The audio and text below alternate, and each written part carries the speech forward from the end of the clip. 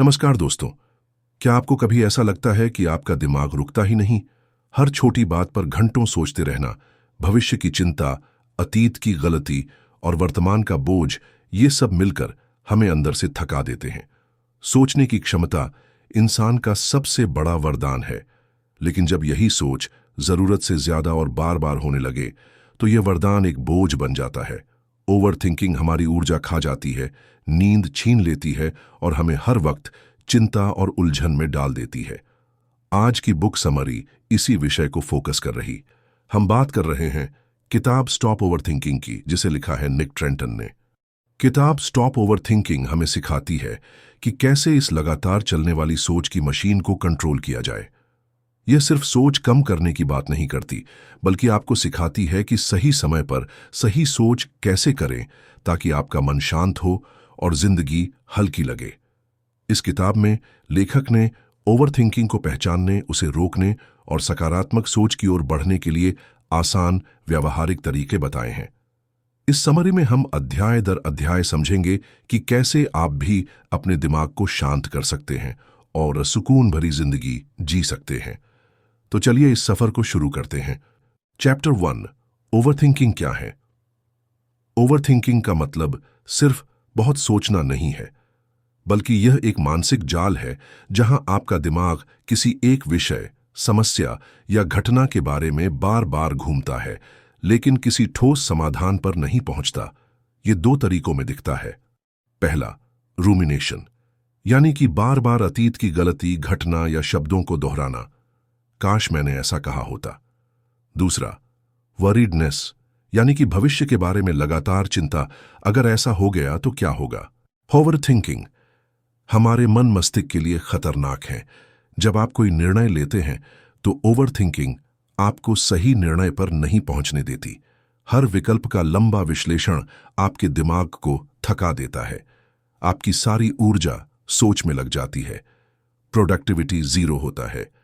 Overthinking हमारे emotional level को भी प्रभावित करता है, जैसे तनाव, चिंता और अवसाद। लेखक कहते हैं, आप ओवरथिंक कर रहे हैं अगर आप एक ही स्थिति पर बार बार सोच रहे हैं लेकिन कोई नया नतीजा नहीं निकल रहा। आपको बार बार सबसे बुरा होने का डर लग रहा है। रात को नींद में भी वही बातें दिमाग में घूमती रहती हैं। एक छोटी सी गलती को आप घंटों, दिनों या हफ्तों तक सोचते रहते हैं।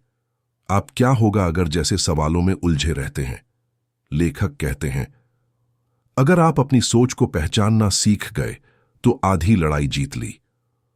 ओवरथिंकिंग को रोकने का पहला स्टेप यही है, इसे होते हुए पकड़ना। मन को शांत करके खुद से पूछिए, क्या मैं अभी अपनी समस्या का समाधान खोज रहा हूं या सिर्फ सोच सोच कर दिमाग खराब कर रहा हूं। उन विचारों पर ध्यान दे जो बार बार आ रहे हैं। अब बात करते हैं ओवरथिंकिंग ट्रिगर की, जैसे अकेले रहना, सोशल मीडिया पर दूसरों की जिंदगी देखना, किसी का जवाब न मिलना, असुरक्षा महसूस होना, नींद या खाना कम होना। लेखक सलाह देते हैं कि आप एक ट्रिगर डायरी बनाएं, तारीख, समय और उस समय क्या हो रहा था लिखें। एक हफ्ते में पैटर्न सामने आ जाएगा। कौन सी स्थिति आपको सबसे ज्यादा सोचने पर मजबूर करती है? जब आपका दिमाग एक ही बात को बार बार सोचने लगे तो तुरंत खुद को किसी दूसरे कामों में व्यस्त करे। इस तरह आपकी सोच तुरंत बदल जाएगा। लेखक कहते हैं, ओवरथिंकिंग को रोकने का पहला कदम है इसे पहचानना और नाम देना। जितना जल्दी आप अपने ट्रिगर्स और पैटर्न समझेंगे, उतना जल्दी आप सोच से करने की ओर शिफ्ट होंगे। समस्या का समाधान सोच में नहीं, कार्रवाई में है। चैप्टर 2, दिमाग का क्लटर साफ करना। लेखक कहते हैं, आपका दिमाग भी एक अलमारी जैसा है। अगर उसमें बहुत सारे पुराने, बेकार और बेमतलब के सामान ठूंस दिए जाए तो नए और जरूरी सामान के लिए जगह ही नहीं बचती। ओवरथिंकिंग का एक बड़ा कारण यही है। हम अपने दिमाग में इतने ज्यादा विचार, सूचनाएं और अधूरे काम भर लेते हैं कि वो लगातार प्रोसेस करता रहता है। आखिर मानसिक क्लटर कैसे बनता है? डिजिटल ओवरलोड, लगातार notification, news, social media scrolling, अधूरे काम जिनको निपटाने की योजना नहीं बनाई गई, मल्टीटास्किंग, एक साथ 3-4 काम करने की कोशिश में कोई भी काम पूरी तरह न होना, नकारात्मक बातचीत, ऐसे लोग या कंटेंट जो सिर्फ चिंता और तनाव बढ़ाते हैं। जब आपका दिमाग साफ होता है तो आपकी सोच स्पष्ट होता है, साफ दिमाग में निर्णय जल्दी होते हैं, तनाव कम होता है, मानसिक बोझ हल्का होता है, ऊर्जा बेकार चीजों पर ध्यान न देकर जरूरी काम पर लगता है। मानसिक क्लटर साफ करने की तकनीकें। खुद को समय दीजिए। मन में चल रही ओवरथिंकिंग को किसी के साथ शेयर कीजिए या फिर उसे लिखे। इससे ओवरथिंकिंग पर लगाम लगेगा। टू डू लिस्ट बनाएं। आज का काम और कल का काम अलग रखें ताकि दिमाग को एक साथ सब न सोचना पड़े। डिजिटल डिटॉक्स करें। डिजिटल डिवाइसेस से दूरी बनाएं। सोशल मीडिया चेक करने का समय सीमा तय करें। नोटिफिकेशन को बंद करें। Input diet. हर इनपुट आपके मानसिक स्पेस को खाता है। बेकार की न्यूज, गॉसिप और नेगेटिव कंटेंट की डाइट कम करें। ऐसे कंटेंट को फॉलो करें जो आपको शांत और प्रेरित करे। लेखक कहते हैं, ओवरथिंकिंग का आधा बोझ उन विचारों से आता है जिनकी हमें अभी जरूरत ही नहीं है। दिमाग को एक समय में सिर्फ जरूरी इनपुट दें, बाकी बाहर निकाल दें। क्लटर फ्री दिमाग, यानी कि तेज और शांत सोच। Chapter 3, 4A framework. 4A framework क्या है? निक ट्रेंटन ओवरथिंकिंग से निपटने के लिए एक बेहद सरल और असरदार टूल बताते हैं। 4A फ्रेमवर्क यह आपके दिमाग को यह तय करने में मदद करता है कि किस स्थिति में क्या करना है, बजाय इसके कि आप उसी विचार को बार बार घुमाते रहें। 4A का मतलब है 1 avoid, 2 alter, 3 accept, 4 adapt. Avoid यानी कि टालना, ऐसे हालात, लोगों या चीजों से दूरी बनाना जो अनावश्यक तनाव या ओवरथिंकिंग ट्रिगर करते हैं। कैसे करें? बेकार की बहसों में न पड़ें। सोशल मीडिया पर ऐसे अकाउंट अनफॉलो करें जो आपको असुरक्षित या बेचैन महसूस कराते हैं। समय बर्बाद करने वाले काम, जैसे देर रात बेवजह स्क्रॉल करना, कम करें। अल्टर, जब आप किसी स्थिति को पूरी तरह टाल नहीं सकते तो उसमें बदलाव कीजिए। जैसे बातचीत का टॉपिक बदलिए, काम करने का तरीका बदलना ताकि वह कम तनावपूर्ण हो। शेड्यूल को इस तरह एडजस्ट करना कि आप कम थकें और ज्यादा फोकस कर सकें। एक्सेप्ट, जो चीजें आपके कंट्रोल में नहीं हैं उन्हें बिना लड़ाई किए मान लेना। खुद को समझाए, यह मेरे बस में नहीं है। ध्यान या गहरी सांस लेकर उस विचार को छोड़िए। अतीत को भूलकर आगे बढ़ने की कोशिश कीजिए। अडेप्ट यानी कि अनुकूल बनना, हालात के हिसाब से खुद को ढालना और आगे बढ़ना। परिस्थितियों में लचीलापन रखिए। गलतियों से सीखने की आदत डालिए। 4A फ्रेमवर्क लागू करने के लिए सबसे पहले स्थिति को पहचानिए। आप किस बात को लेकर ओवरथिंक कर रही हैं, उसके बाद एक्शन लीजिए। 4A फ्रेमवर्क से विकल्प चुनिए। विकल्प चुनने के बाद एक छोटा कदम उठाए। दोस्तों, हर समस्या का हल सोच में नहीं, सही एक्शन में है। 4A फ्रेमवर्क आपको ओवरथिंकिंग से, सोच से करने की ओर शिफ्ट करता है। इस टूल को जितना ज्यादा इस्तेमाल करेंगे, आपका दिमाग उतना ही कम बेवजह घूमेगा। चैप्टर 4, रिलैक्सेशन की ट्रेनिंग। लेखक कहते हैं, ओवरथिंकिंग को सिर्फ दिमाग से कंट्रोल करने की कोशिश अक्सर काम नहीं करती। आपको शरीर को भी रिलैक्स करना सीखना होगा, क्योंकि जब शरीर तनाव में होता है तो दिमाग को सिग्नल मिलता है कि खतरा है और दिमाग तुरंत ज्यादा सोचने लगता है। अगर हम शरीर को शांत कर दें तो दिमाग खुद ब खुद धीमा पड़ जाता है। रिलैक्सेशन एक स्किल है। यह कोई जन्म से मिलने वाली चीज नहीं है। आप इसे ट्रेन कर सकते हैं। रोजाना छोटे छोटे अभ्यास करने से आपका दिमाग तनाव से जल्दी रिकवर करना सीखता है। लेखक रिलैक्सेशन के 3 असरदार तरीके बता रहे हैं। पहला, गहरी सांस लेने की तकनीक। 1 4 सेकंड तक धीरे धीरे सांस लें। 2 4 सेकंड तक सांस रोके रखें। 3 4 सेकंड में धीरे धीरे सांस छोड़ें। 4 4 सेकंड सांस रोकें, फिर दोबारा शुरू करें। यह आपके नर्वस सिस्टम को खतरे की स्थिति से आराम की स्थिति में डाल देता है। सिर्फ 2-3 मिनट में दिल की धड़कन और दिमाग की दौड़ती रफ्तार दोनों धीमी हो जाती हैं। Progressive muscle relaxation. यह तकनीक बहुत ही सरल है। 1 अपने पैरों से शुरुआत करें। मांसपेशियों को 5 सेकंड तक कसकर पकड़ें। 2 छोड़ दें और 5 सेकंड तक आराम दें। 3 धीरे धीरे ऊपर की ओर बढ़ें। पिंडलियां, जांघें, पेट, हाथ, कंधे, गर्दन, चेहरा। इस तकनीक से शरीर के हर हिस्से से तनाव का फिजिकल रिलीज होता है।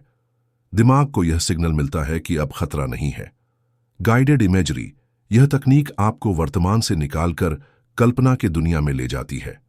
1 आंखें बंद करें और किसी शांत जगह की कल्पना करें, जैसे समुद्र का किनारा, जंगल या पहाड़। 2. उस जगह के रंग, आवाज, महक और माहौल को विस्तार से महसूस करें। 3. 5-10 मिनट उसी माहौल में मानसिक यात्रा करें। यह तकनीक दिमाग को एक सुरक्षित और सुखद स्थिति में भेज देता है। आपकी सोच स्वतः ही धीमी और हल्की हो जाती है। लेखक इस रिलैक्सेशन तकनीक को अपने डेली रूटीन में शामिल करने को सलाह देते हैं। दोस्तों, रिलैक्सेशन कोई विलासिता नहीं, बल्कि दिमाग की जरूरत है। तनावग्रस्त शरीर से शांत सोच निकलना मुश्किल है। रोजाना छोटे छोटे अभ्यास से आपका दिमाग तनाव से जल्दी रिकवर करना सीखेगा। चैप्टर 5, मानसिक अव्यवस्था को दूर करना, डीक्लटरिंग योर माइंड।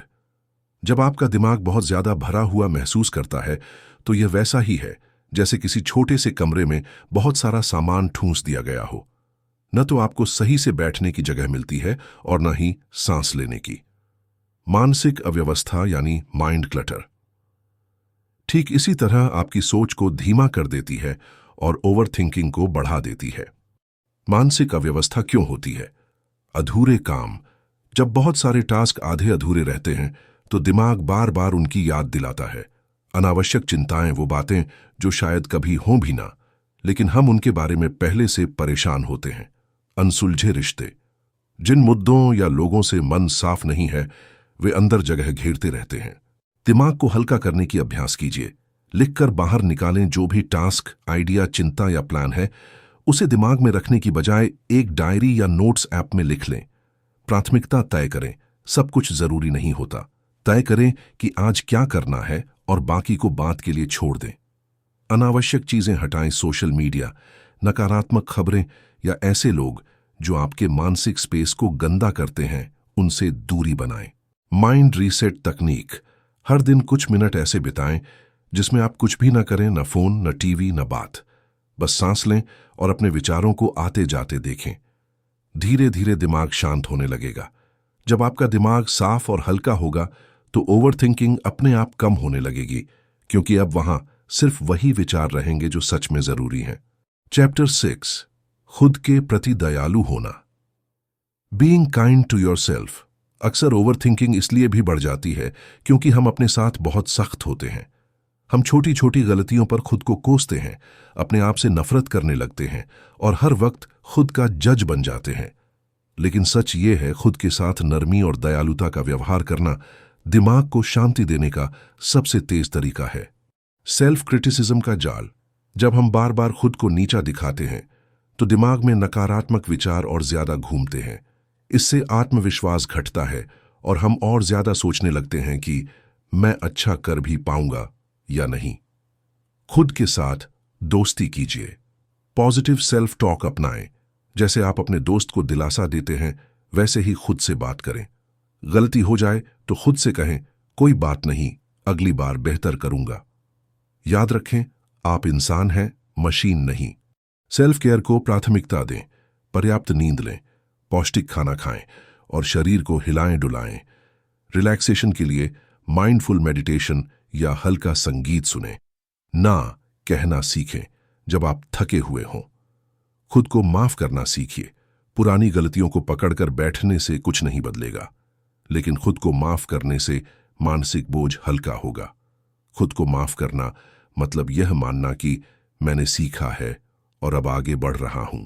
दोस्तों, जब आप अपने साथ प्यार और सम्मान से पेश आते हैं, तो दिमाग में ओवरथिंकिंग के लिए जगह ही नहीं बचती। आपका ध्यान अपनी प्रगति और खुशियों पर रहने लगता है और मानसिक शांति बढ़ जाती है। चैप्टर 7, अपूर्णता को स्वीकार करना, एक्सेप्टिंग इम्परफेक्शन। ओवरथिंकिंग का एक बड़ा कारण है परफेक्ट बनने की कोशिश। हम सोचते हैं कि अगर सब कुछ बिल्कुल सही कर लेंगे तो लोग हमें सराहेंगे और कोई गलती नहीं होगी। लेकिन सच ये है कि परफेक्शन एक भ्रम है। कोई भी इंसान पूरी तरह परफेक्ट नहीं होता। परफेक्शन का जाल। जब हम हर चीज को परफेक्ट करने की कोशिश करते हैं, तो हम शुरुआत ही नहीं कर पाते या शुरू करने के बाद बार बार रुक जाते हैं। यह आदत हमें क्या होगा अगर की सोच में फंसा देती है, जिससे ओवरथिंकिंग और बढ़ती है। गलतियों को सीखने का हिस्सा माने, न कि गिल्ट फील करे। गलती का मतलब असफल होना नहीं, बल्कि सीखने का मौका होना है।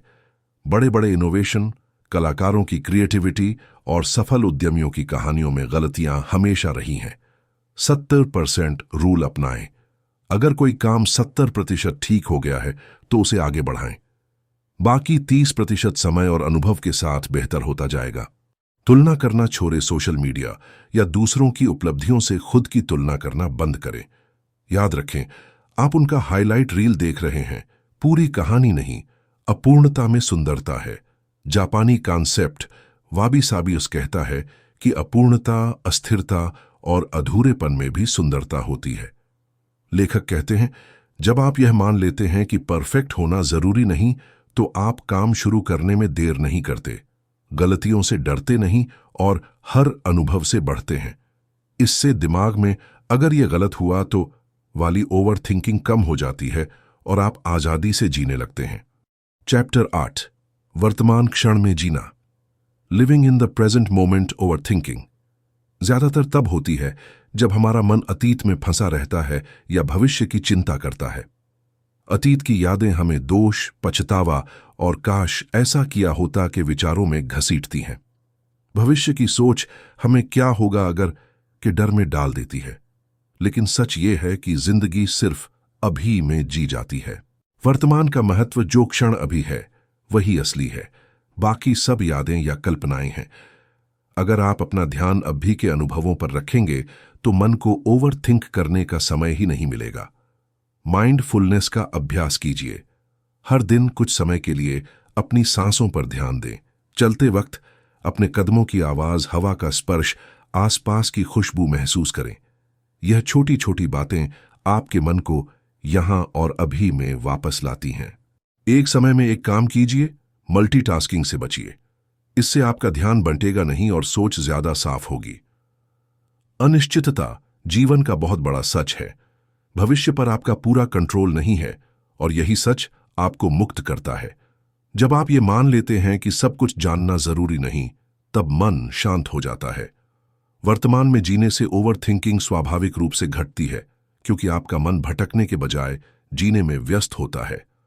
आप गहरी सांस ले पाते हैं, रिश्तों को महसूस कर पाते हैं और जिंदगी को जैसे है वैसे ही अपनाते हैं। दोस्तों, ओवर थिंकिंग आपको थकाती है, उलझाती है और जिंदगी के खूबसूरत पलों से दूर ले जाती है। लेकिन याद रखिए, विचार आपके कंट्रोल में हैं, आप उनके नहीं। अगर आपने इस सीरीज को दिल से सुना और रोज के छोटे छोटे स्टेप्स अपनाए, तो आपका मन धीरे धीरे साफ, शांत और मजबूत बन जाएगा। जिंदगी छोटी है और इसे जीने के लिए बनी है, सोच में फंसाने के लिए नहीं।